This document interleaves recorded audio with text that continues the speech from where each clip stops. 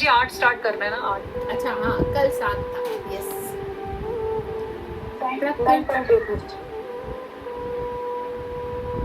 प्रकृतिं स्वामवस्थभ्य दृश्यजामि पुनः पुनः भूतग्राममिमं कृत्स्नं वशं प्रकृतेर्वशात्। यस, कौन करना चाहते हैं? यस, दीपिका माता जी, आज आप कर लीजिए। हरे कृष्ण माता जी, थैंक यू माता जी। प्रकृति में स्वाम मेरी निजी अवष्टभ्य प्रवेश करके विसृजामि उत्पन्न करता हूँ, पुनः पुनः बारंबार भूत ग्रामम समस्त विराट अभिव्यक्ति को इमम इस तितृष्णम अवशम स्वतः प्रकृति की शक्ति के वश में। हरे Krishna.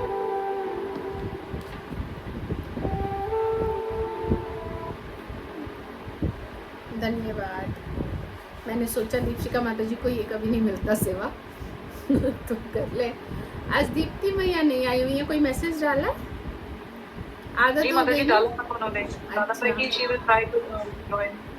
Okay, see so serious into this कि सबसे पहले जैसे ऑन करो तो वो बैठी होती हैं, तो आज नहीं देखा तो इसलिए ध्यान गया।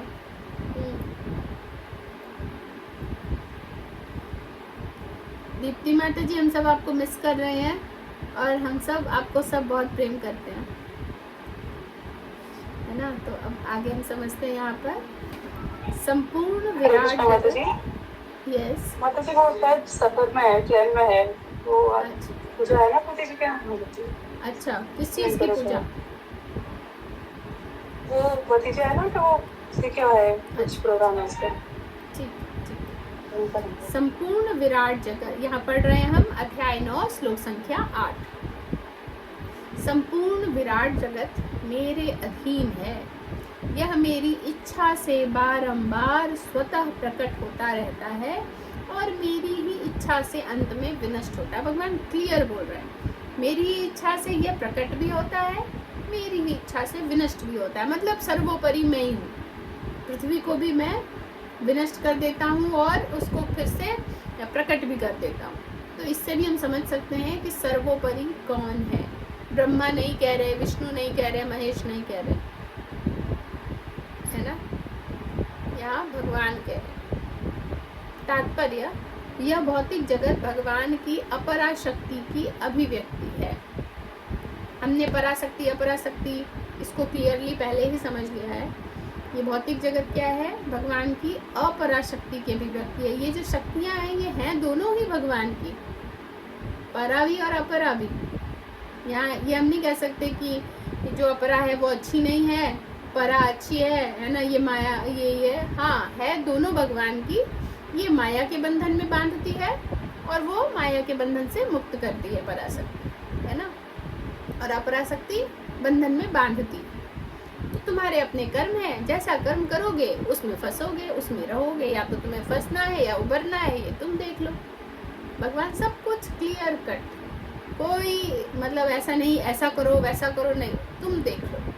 और हर चीज़ बताकर क्या कहते हैं? ये मेरा मत है, मतलब मैं ऐसा मानता हूँ, मेरा मत है। ये मैंने भी सीख लिया है, ये भगवान की दया से, ये पढ़ पढ़ के। मतलब हम किसी और से भी बात कर रहे होते हैं तो मुझे ध्यान है कि मैं बोल कर कहती हूँ ये मेरी समझ में ये मेरा मत है, आप अपने हिसाब से अपना देख लो।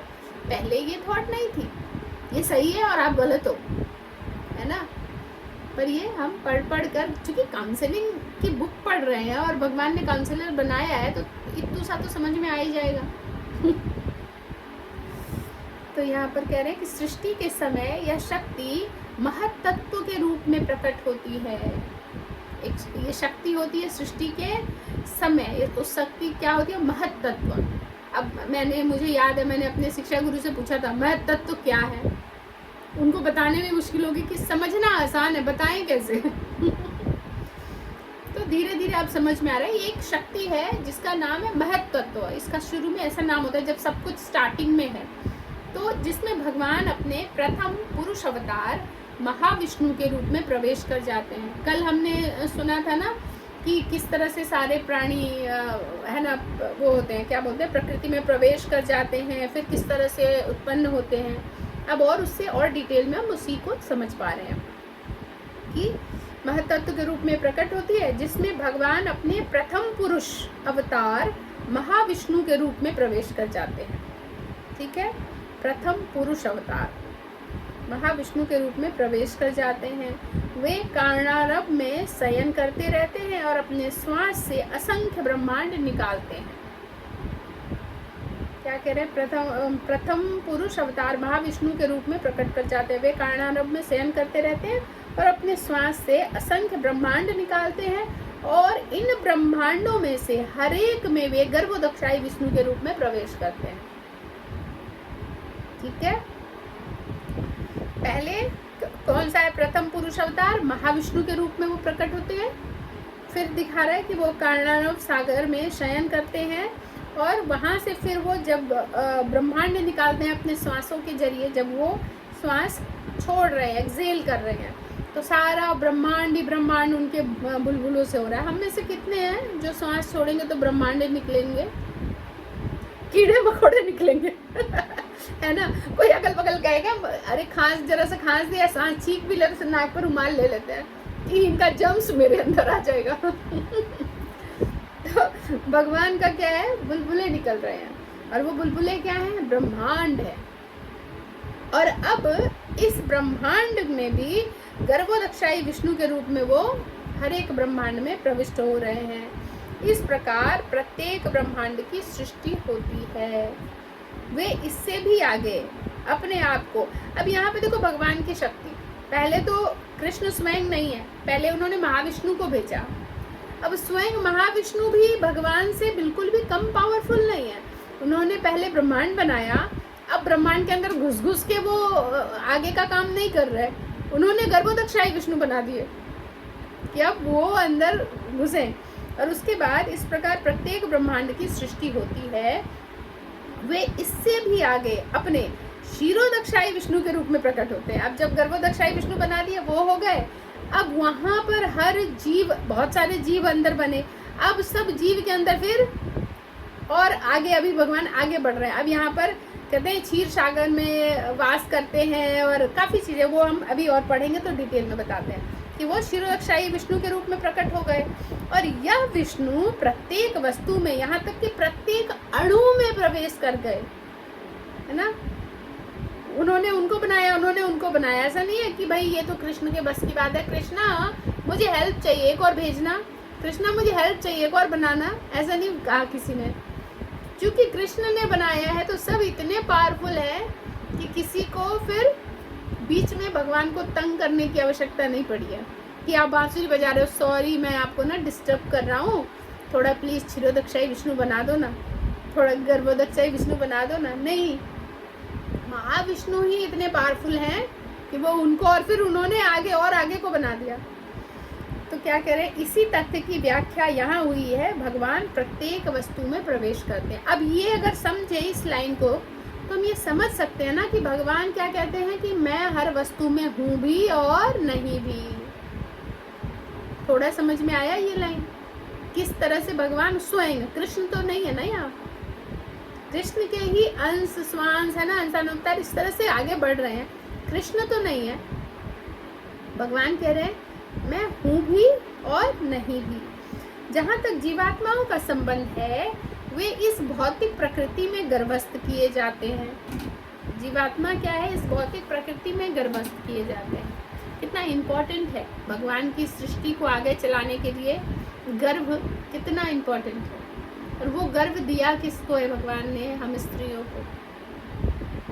हम अपने इस गर्भ की महत्ता को समझेंगे तो जब हम कभी कहते हैं कि हम विवाह नहीं करेंगे, हम वो ऐसा भी नहीं करेंगे, क्योंकि इम्पॉर्टेंट है भगवान के लिए गर्भ, तो हमें विवाह भी करना है। और अगर हम इसकी महत्ता को अच्छे से समझेंगे तो हम उस गर्भ को कभी दूषित भी नहीं करेंगे, क्योंकि ये मेरे पास है, भगवान ने मुझे दिया है उनकी सेवा के लिए।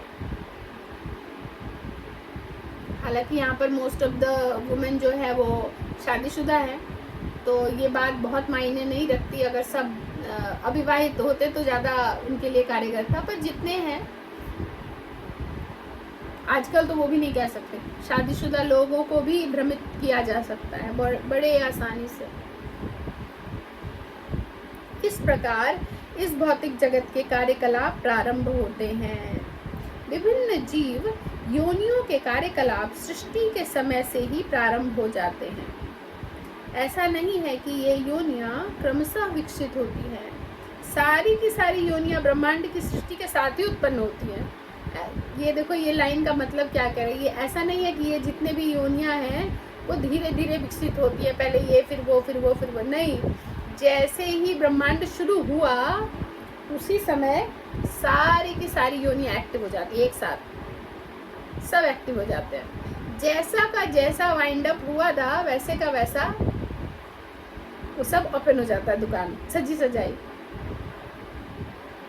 तो मतलब शायद जीवों को पता भी नहीं चलता है कि बीच में कुछ हुआ भी था हमारे साथ, हम इतनी चिर निद्रा में सोए होंगे।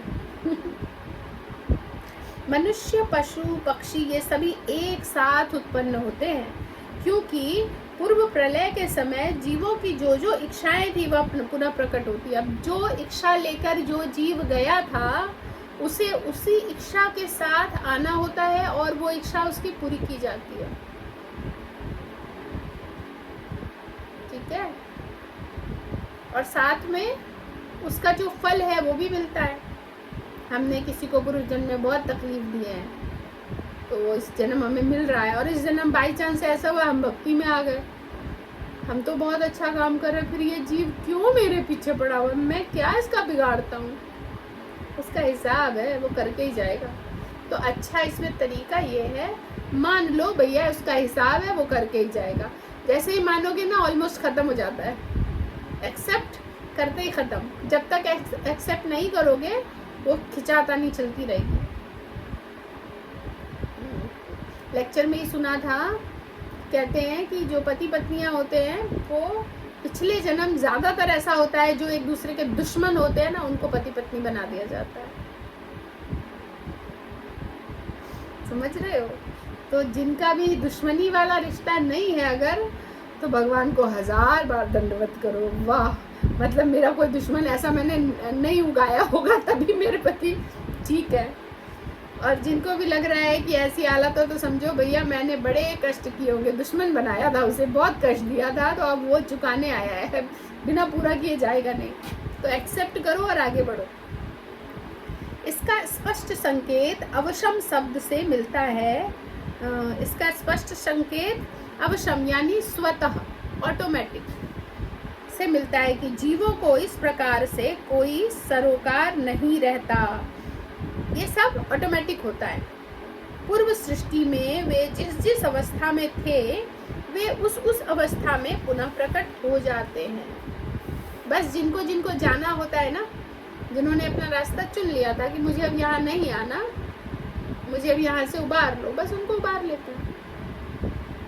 और जो उसी में फंसे हैं, ये ऐसा वो वैसा, ये ऐसा ये वो उसको फिर आना होता है। भगवान की तो इसमें कोई दोष ही नहीं है, वो तो वही कर रहे हैं जो आप चाहते हो। बस बीच में एक स्पीड ब्रेकर आया था, बस ये थोड़ा सा पॉज हो गया था, है ना। कोई भी कार्य हम जैसे करते हैं, मान लो हम चैंटिंग कर रहे हैं, हम कहीं चैंटिंग का समय हम चैंटिंग कर रहे हैं, चैंटिंग करते हुए बेल बजी, डोर बेल, हम उठे और कोई आ गया, हो सकता है वो गेट पे ही पूछ के चला जाए कि ये है वो है 2 मिनट में, हो सकता है कोई मेहमान हो जो घर आ जाए 15-20 मिनट, आधा घंटा 1 घंटा निकाल के जाए। अब वो हमारी माला का पॉज है ना, हम फिर आगे करेंगे। तो ऐसे ही हमारे कर्म बंधन में भी पॉज होते हैं, कर्म कर रहे हैं, बीच में जब सृष्टि का अब प्रलय आएगा, महाप्रलय, सब कुछ पॉज हो जाएगा। पॉज होगा तो थोड़ा सा रुक गए, फिर से काम वहीं से चालू होगा पॉज रुकने के बाद। हमने ऐसा नहीं कि हमने 4 माला पहले कर ली थी फिर से करना पड़ेगा, नहीं 4 माला तो हम तो बड़ा हिसाब रखते हैं। कई बार तो हम ऐसा भी हिसाब रखते हैं, 4 माला में आधी माला हुई थी क्या, वहाँ पिन लगा के रख देते हैं। मैं करती थी पहले कि वो लगता था खत्म ही नहीं हो रहा, तो थोड़ा कर लिया, थोड़ा ही बाकी, मान लो इतना ही माला बाकी है, कोई आ गया कुछ बात है अब क्या करूँ, तो वहाँ पे मैं पिन लगा के रख देती थी। बाद में फिर ऐसे ही कथा में सुना कि सोचो कि भगवान कह रहे हैं अभी ये एक्स्ट्रा है, अभी नहीं करना तुम्हें, तो ठीक है, छोड़ दिया। अदरवाइज बड़ा हिसाब रखते हैं, एक एक मन के का ऊपर हो जाए, एक मन का नीचे नहीं होना चाहिए। मनुष्य, पशु, पक्षी ये सभी एक साथ उत्पन्न होते हैं, क्योंकि पूर्व प्रलय के समय जीवों की जो जो इच्छाएं थी वो पुनः प्रकट होती हैं। इसका स्पष्ट संकेत अवश्यम शब्द से मिलता है कि जीवों को इस प्रक्रिया से कोई सरोकार नहीं रहता। पूर्व सृष्टि में वे जिस जिस अवस्था में थे उस अवस्था में पुनः प्रकट हो जाते हैं, और यह सब भगवान की इच्छा से ही संपन्न होता है। ये ऑटोमेटिक है, इसको हर बात में समझो कि ये भगवान की इच्छा से ही संपन्न होता है। उनकी इच्छा के बिना कुछ नहीं होता। यहाँ तक कि किसी व्यक्ति ने किसी का मर्डर कर दिया, हुआ मर्डर, अब हम कहेंगे कि ये तो तुमने किया है, बात सही है, फंसा वो है। भगवान की इच्छा के बगैर पत्ता भी नहीं हिलता, उसकी मृत्यु आज तय थी। उन्होंने आपके अंदर वो इच्छा जागी, वो कुकर्म जाग गया, आपको मोटिव बना दिया, जाओ, उसकी मृत्यु तय थी। फंसे आप अब जन्म जन्मों के लिए कि हाय किसी को मार दिया, फंसे आप। क्यों? आपके अंदर वो इच्छा हुई थी, ऐसा मैं इसको मार देता हूँ। जो सात्विक है, जो सतोगुण में, जो भक्ति कर रहा है, वो कभी भी ये सोचेगा कि इसको मैं मार देता हूँ? नहीं, उसके अंदर भगवानी भावनाएं नहीं डालेंगे, उसको नहीं फंसाएंगे। जो कुकर्मी है, जो तमोगुण में है बहुत ज्यादा, उसके अंदर ये भावनाएं आती। यही भगवान की अचिंत्य शक्ति है। इच्छा ही डाल देते हैं, है ना, कुछ नहीं किया उसके अंदर कि जो इच्छा है उसको आदेश दिया होगा और वो इच्छा प्रकट हो गई होगी कि अब ये करो, अब वो करो। विभिन्न योनियों, भक्त तो, हालांकि ये चर्चा का विषय नहीं है, पर भक्त तो ये भी मानते हैं किसी के साथ कुछ भी बुरा होता है, एक्सट्रीम लेवल का भी जो बुरा होता है स्त्रियों के साथ, वो भी मानते हैं कि उसके साथ लिखा हुआ था। तो ये अगर बात मन में आए ना तो हम निडर हो जाएंगे, हमें डर खत्म हो जाएगा। विभिन्न योनियों को उत्पन्न करने के बाद भगवान का उनसे कोई नाता नहीं रह जाता। ये कितना हमारे लिए दुख प्रकट करने वाला लाइन है, पढ़ के ही कैसा लग रहा है कि विभिन्न योनियों को उत्पन्न करने के बाद भगवान का उनसे कोई नाता नहीं रह जाता। यह सृष्टि विभिन्न जीवों की रुचियों को पूरा करने के उद्देश्य से की जाती है, अतः भगवान इसमें किसी तरह से बद्ध नहीं होते। भगवान यहाँ पर, हम चूंकि बंधे हुए हैं, बद्ध जीव हैं, तो भगवान यहाँ पर बद्ध नहीं बनते हैं। तो ये कार्य कौन करते हैं? हमारे अंदर जो परमात्मा है वो है, स्वयं भगवान बद्ध नहीं होते, भगवान इनसे अलग है। तो फिर कैसे होता है? फिर भक्त को का क्या होगा? ये सुन के ही लग रहा है हम अनाथ हो गए। भक्तों के पास कनेक्टिविटी तो है ना, भक्तों ने दोबारा कॉल किया, ट्रिंग ट्रिंग कॉल किया, मुझे कनेक्शन में रहना है, तो वहाँ पर भगवान कनेक्टिविटी ठीक है। हमारी इच्छा से हम अगर भक्ति करते हैं बार बार, भगवान प्रसन्न हुए, गुरु की इच्छा हुई, गुरु के पास हम गए, गुरु ने बीच में मीडिएटर बन के, भगवान ये भी आना चाहता है, ठीक है, कनेक्शन जोड़ दो, तार पहुँचा दो इनके घर तक, ये वाली इलेक्ट्रिक वायर इनके घर में भी डाल दो। है ना? तो वैसे कहते हैं कोई नाता नहीं है, सब कुछ भगवान की इच्छा से होते हुए भी भगवान का कोई नाता नहीं है वहाँ पर। थोड़ा ये वाला बहुत बार हम ये टॉपिक आया हुआ है कि किस तरह भगवान है भी और नहीं भी।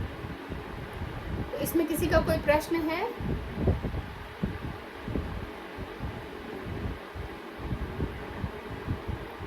हरे कृष्ण। अर्चना जी, आप रोज आते हैं? कभी कभी तो मैं देखती हूँ आपको। बीच में छुट्टी हो जाती है। कोशिश कीजिए कि जैसे आप योगा में रेगुलर रहते वैसे ही रोज आने से क्या होता है ना, एक कनेक्टिविटी बनती है कि कल कहाँ तक समझ में आया था, फिर आज, ऐसे बीच में जब छूट जाता है ना, तो फिर पिछला समझ में नहीं आएगा तो अगला भी समझना थोड़ा मुश्किल हो जाता है। तो कोशिश करनी है। और अगर एक और इसको तरीका है, अपने आप को ही और ज़्यादा सुचारू रूप से, क्या कहते हैं, गाइडेड में रहना, कि अगर कभी लगे कि नहीं आना है, आज तो कोई चांस नहीं, हम रहेंगे ही नहीं या कुछ और, तो ग्रुप में मैसेज डाल दिया, तो उसे खुद को लगता है कि हाँ मैं मतलब कनेक्ट में हूँ, मैं क्या हूँ, क्यों नहीं आई, क्या हुआ, तो वो पता चल रहा है। वैसे आप कुछ होता है कि लाइक आप तो, मुझे शुरू से ही मुझे लगता है कि आपके अंदर बहुत ये भावनाएं हैं, सत्वगुण है, आप कर सकते हो इसको। किसी का कोई प्रश्न नहीं है फिर बाद में मत पूछना, कल भी जब हमने लेक्चर समाप्त कर दिया फिर बाद में प्रश्न आया। ये सृष्टि मैया,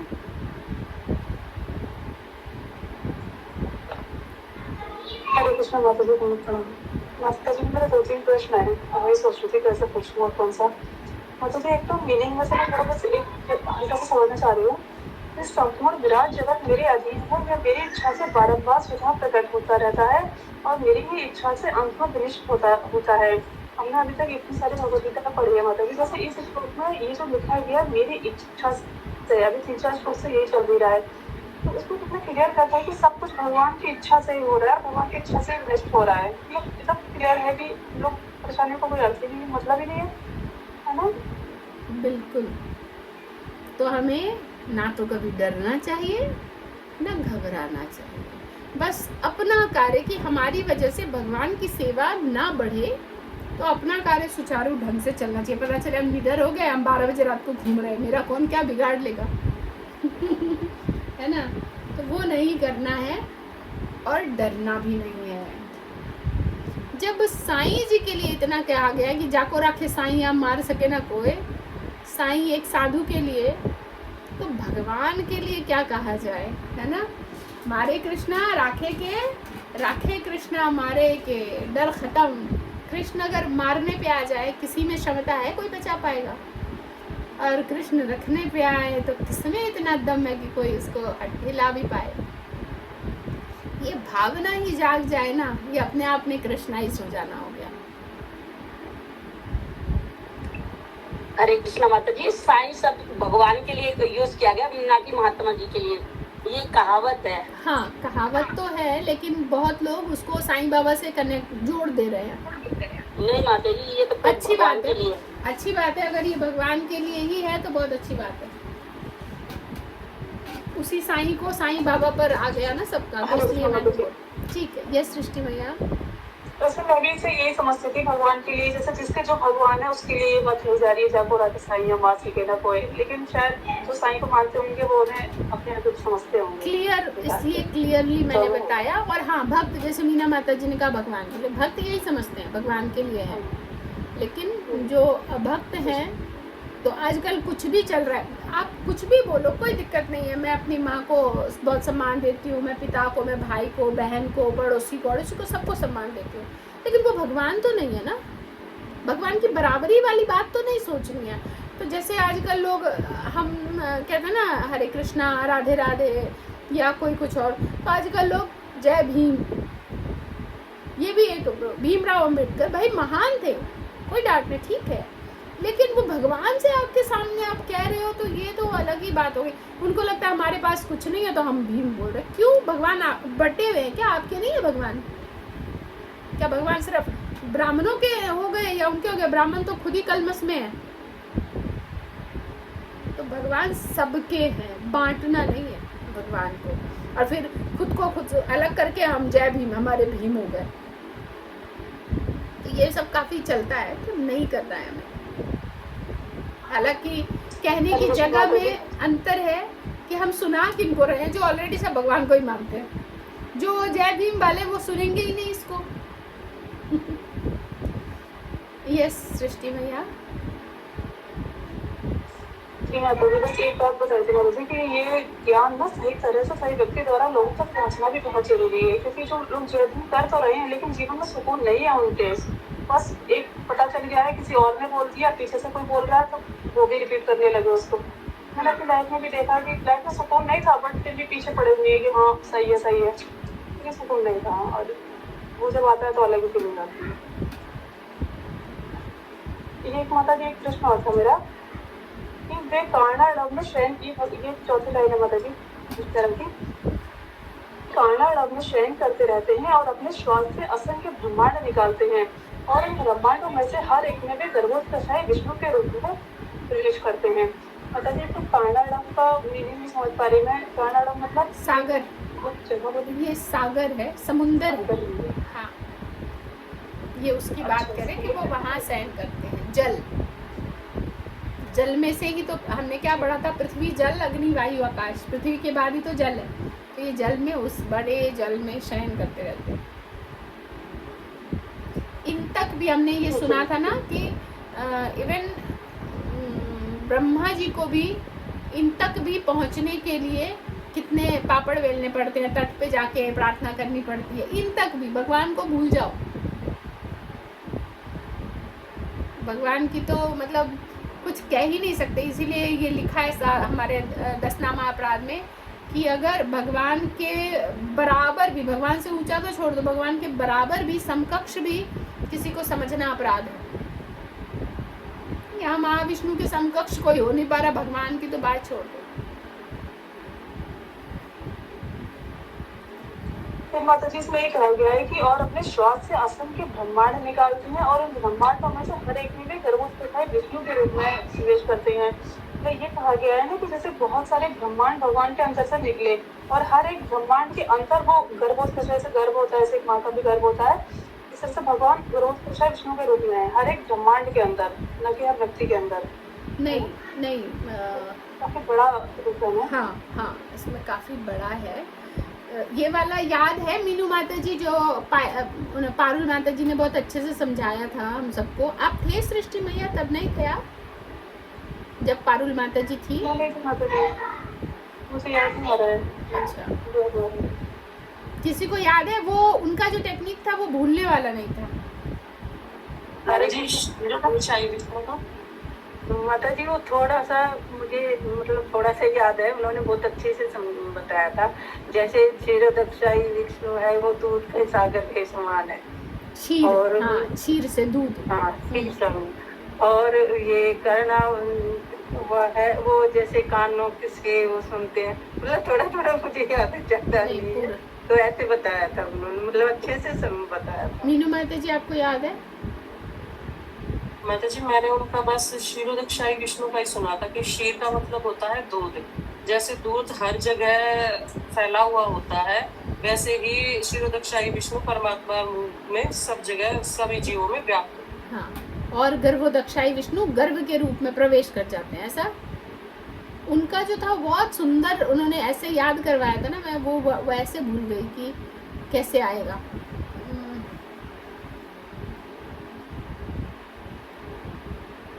क्षीरोदक्षाई विष्णु, गर्भोदक्षाई विष्णु, महाविष्णु। हाँ, महाविष्णु को ही माता जी कारणोदक्षाई विष्णु कहते हैं ना। जैसे कि आपने बताया कि वो सांस लेते हैं तो हाँ, अनगिनत ब्रह्मांड उत्पन्न लेकिन करते हैं। पारुल माता जी ने ना इसको ऐसे बताया था कि हम कभी भूले ना। मैं वो भूल गई हूँ, मुझे वो वैसा वो, चलो मैं याद करूँगी, तो अगर याद आएगा तो मैं मैसेज डाल दूंगी ग्रुप में, वॉइस मैसेज। माता जी तीनों लिखा है, तीनों का विष्णु मतलब कौन कौन से हैं? नहीं, हाँ ये ठीक है, वो नहीं कह रही मैं कुछ और कह रही हूँ। जो जिसने सुना होगा उसको थोड़ा बहुत याद होगा।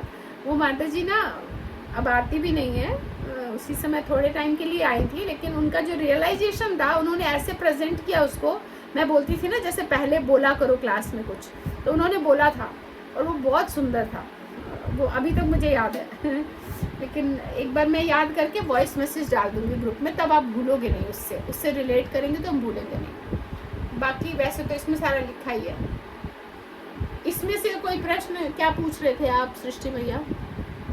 इसमें से ही पूछ रहे थे शायद आप। बस माता जी हो गया, मैं यही पूछ रही थी कि एक हर एक ब्रह्मांड के अंदर वो गर्भोत्कर्षाय विष्णु के रूप में रहते हैं जी। इसलिए।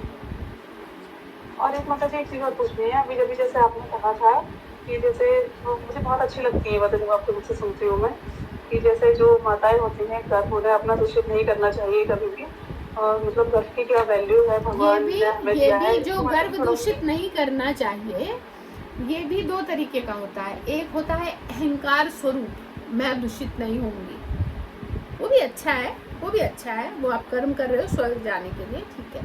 लेकिन ये गर्व मैं दूषित नहीं करूंगी, भगवान के द्वारा प्रदत्त है कि इसके ये मेरे पास एक ऐसा खजाना है जिससे मैं भगवान की सेवा कर सकती हूँ।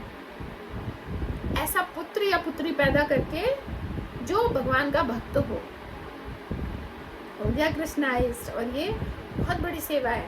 जैसे सन्यासियों के लिए संन्यास एक बहुत बड़ी सेवा हो गई ना, कि हम संन्यास लेंगे, सन्यासी बनेंगे भगवान के लिए।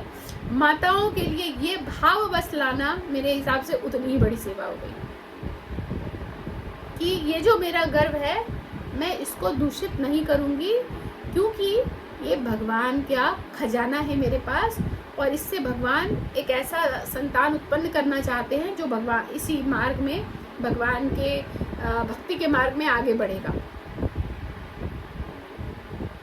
काश ये हम लोगों को पहले समझाया गया होता, है ना, शादी से पहले, तो उसका उपयोग और अच्छे से समझ आता। तो इसीलिए जो स्कॉन में जो आते हैं, जो भी भक्त हैं बिफोर मैरिज, वो सब काउंसलिंग होती है उनकी, आफ्टर मैरिज भी, बिफोर मैरिज भी, कैसे क्या किस भाव से। और फिर वही जिसके द्वारा गर्व उत्पन्न होता है, बाहर संसार भी तो वही करता है। हम कहते हैं उसको मैथुन है, बेकार है, वही क्रिया हो गई भक्ति की, वही क्रिया हो गई कृष्णाइस्ट की, क्योंकि वो सेवा हो रही है भगवान की। तो कॉन्शियसनेस बदल गई ना, कॉन्शियसनेस बदलते ही बुद्धि बदल जाती है। ठीक है, और किसी का कोई प्रश्न तो नहीं है? थैंक यू माता जी। मतलब ये सब समय रहते पता चल जाए ना अगर, तो गलती से कोई गलती ना करे। मुझे बहुत अच्छा लगा है आपसे जब मैंने ये सब सुना है, ये सब चीजें ये बहुत हार्ड फीलिंग आती है, तो सबको जानना चाहिए। ये भी भगवान की कृपा है कि भगवान किसको किसको सुनाना चाहते हैं, पहले किसने कैसा कर्म किया है, किसको कितने दिन बाद मिलेगा, किसको कितने दिन पहले मिलेगा। किसी को सक्सेस कब मिलता है? 30, 35, 40 साल में, है ना, अच्छा सक्सेस। किसी को सक्सेस मिलता है 20-25 साल में, और कोई तो जन्म लेते ही ब्रांड एम्बेसडर बन जाता है कहीं का। आप देखो कितने हीरो हीरोइन, उनके बच्चे को 400 करोड़ मिला, 700 करोड़ मिला, जन्म लिया हो और करोड़पति। तो किसको कितना मिलना है उनका पुराने कर्म के हिसाब से ही पता चलता है। तो अगर हमें नहीं पता चला, ये हमारा दुर्भाग्य था, और आपको पता चला, ये आपका सौभाग्य है। ठीक है, तो इस मुझे लगता है क्वेश्चन, ज्ञान असली दौलत है, धन से बहुत बड़ी दौलत है। एक चीज जिनके पास धन भी है उनकी जरूरत नहीं है उसको। ज्ञान असली दौलत नहीं है, कृष्णाइज्ड ज्ञान होना असली दौलत है। ज्ञान से अहंकार आता है और फिर वो योगी सारे एक से एक ज्ञानी होते हैं। तो कृष्ण के प्रति जो ज्ञान है, सच्चा ज्ञान, वो असली दौलत है। यस मीनू माता जी। हरे कृष्ण माता जी।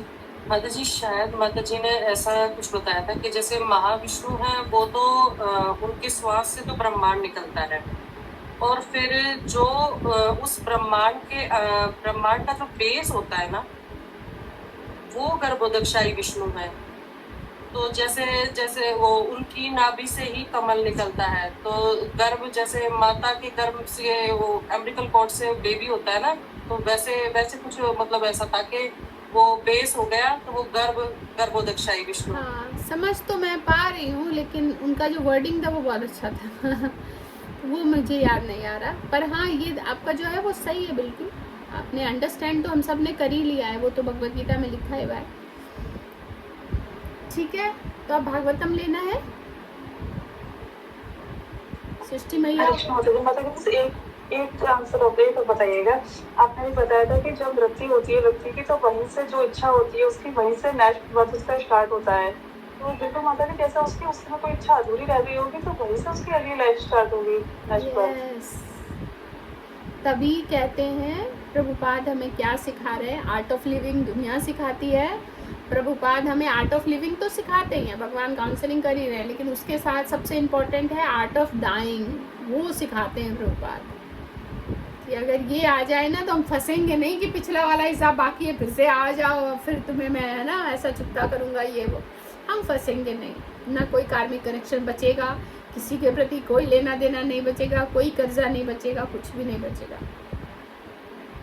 इसीलिए इतना तक कह रहे हैं कि भाई किसी को कर्जा मत दो ऐसा कि आपने दे दिया और फिर वो ना दे तो उस चक्कर में आपकी पूरी आपके मन में है कि उसने दिया नहीं, वही फंसा रहेगा और अगला जन्म लेना पड़ेगा कि उसका कर्जा वो चुकाने आएगा, पर फंस तो गए आप। तो या तो दो मत, और अगर कोई भक्त है तो भगवान कहते हैं सेवा करनी भी चाहिए, तुमने कुछ दान वान वैसे तो करते नहीं हो, इसमें करना चाहिए।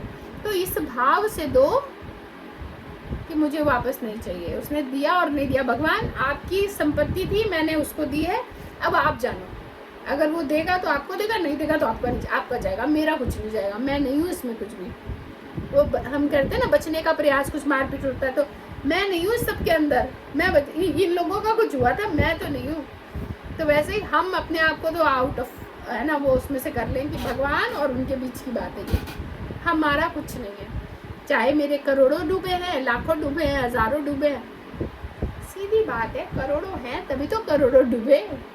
जिस बेचारे के पास कुछ रुपए होते हैं, बच्चों के पास ना, छोटे बच्चों के पास कभी उसका 10 रुपए डूब जाता है, अरे 10 ही दे तो 10 ही डूबेंगे। भगवान ने पहले करोड़ों दिए फिर डुबाए हैं, तो इसमें उनका धन था, तुम बीच में कहाँ कूदी मार रहे हो कि मेरा धन लेके आया वो। तो ये समझना पड़ेगा धीरे धीरे कि हमें ऐसा करना है, ठीक है। तो भागवतम ले हम। माता जी बहुत सुंदर चल रहा है। हरे कृष्णा।